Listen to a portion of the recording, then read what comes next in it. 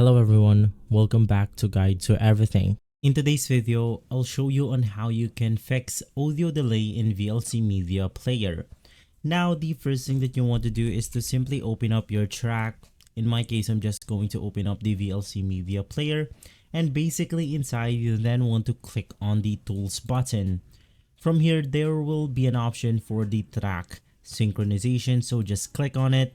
And basically, once inside this page, you then want to simply find the delay of your footage. For example, if your track is delayed for around 10 seconds, you then want to go ahead and type that right here.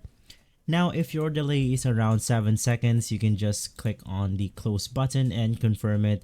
And if you don't see or notice any delay on the audio itself, you then have find the right synchronization of the audio and footage.